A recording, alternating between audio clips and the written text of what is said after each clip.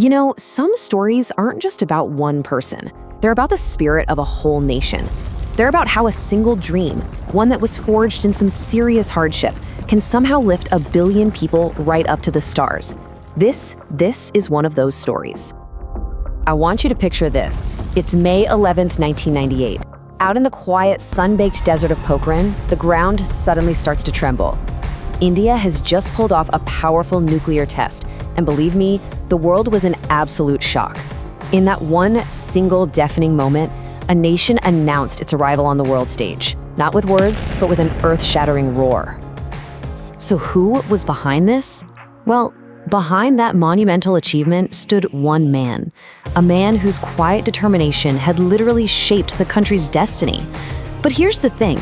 This isn't a story that started in some high-tech laboratory or a fancy government building.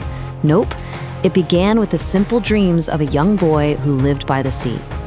This is a man who once said, "Dream is not what you see in sleep.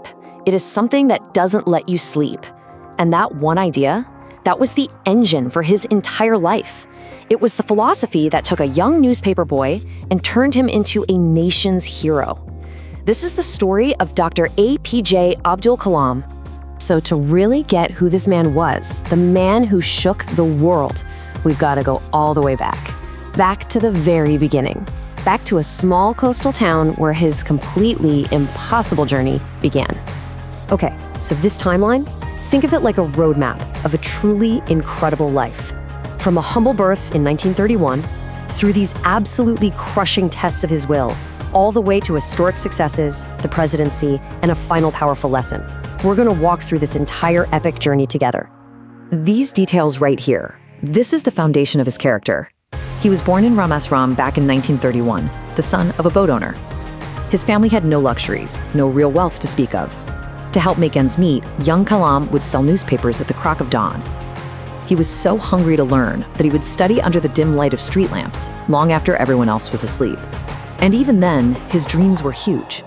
He dreamt of flying, of soaring through the clouds. This dream was so powerful that when his family couldn't afford his college fees, his older sister quietly sold her own gold bangles to pay for it. That was a sacrifice he never, ever forgot. You know, we love to hear success stories, right? But we often skip over the tough parts, the failures. But for Kalam, failures weren't just stepping stones. They were the very furnace that forged his unshakable spirit. And believe me, this is where his story gets really dramatic. He faced 3 just soul-crushing trials. First, at the Madras Institute of Technology, his professor was not impressed with his project and gave him an ultimatum. Fix it in 3 days or your scholarship is gone. Kalam didn't eat, he didn't sleep, he just worked. On that 3rd day, the professor was blown away, just saying, "You've done it." But the next trial, man, this one was even more painful. In 1958, he applied to the Indian Air Force. His ultimate dream was to be a fighter pilot.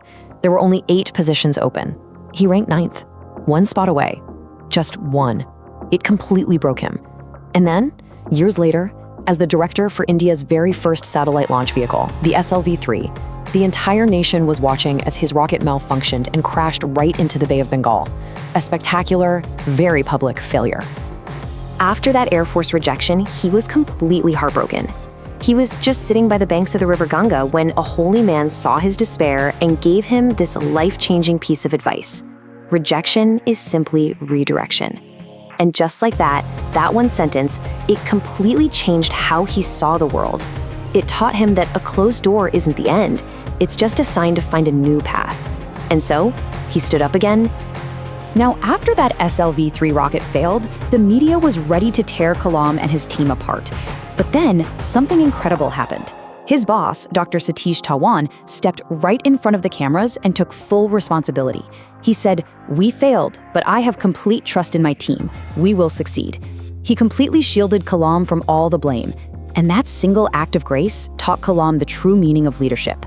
You take the blame for failure, but you give the credit for success. And you know what? Succeed, they did. From the ashes of that very public failure, Kalam would rise to become a symbol of India's strength and its resolve. Get this, just 1 year after that devastating crash, in 1980, the SLV-3 lifted off again. And this time, it was flawless. It placed the Rohini satellite into orbit, and India joined the very exclusive club of spacefaring nations. A dream that began under a streetlight in Rameshwaram had finally touched the sky.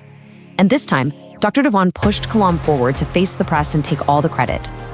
And from that moment on, wow, his trajectory was just unstoppable.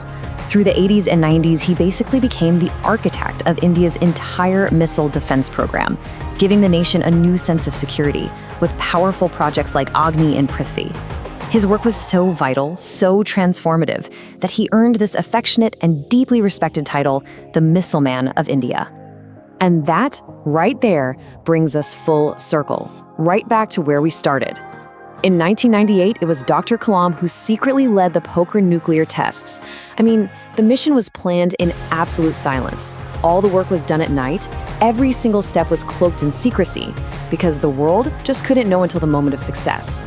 That silent roar in the desert, that was the culmination of his life's work. But his story, it was far from over. After reaching the absolute pinnacle of science and defense, his journey took another completely unexpected turn, one that would cement his place not just in India's history books, but deep in its heart. So, in 2002, this scientist, this humble man from Rameswaram, was chosen to be the 11th president of India. Now, here's the thing, he wasn't a politician, not at all. He was chosen simply out of the immense love and respect the entire nation had for him. He became known, fittingly, as the people's president.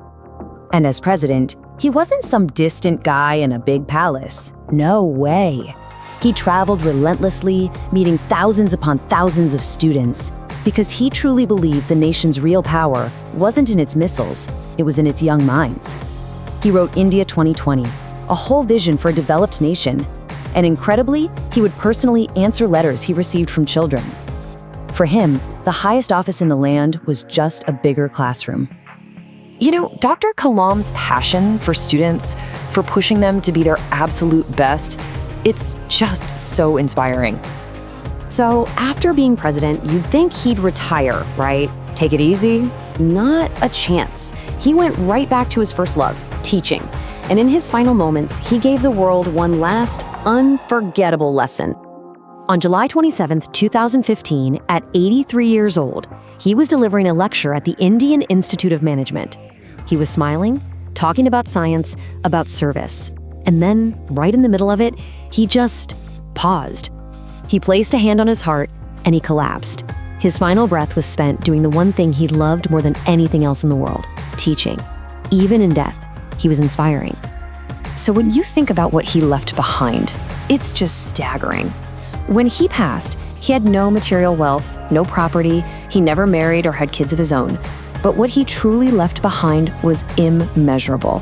A powerful vision for a developed India, a timeless legacy of inspiration, and a permanent place in the hearts of 1 billion people who saw him as their teacher, their guide, their president.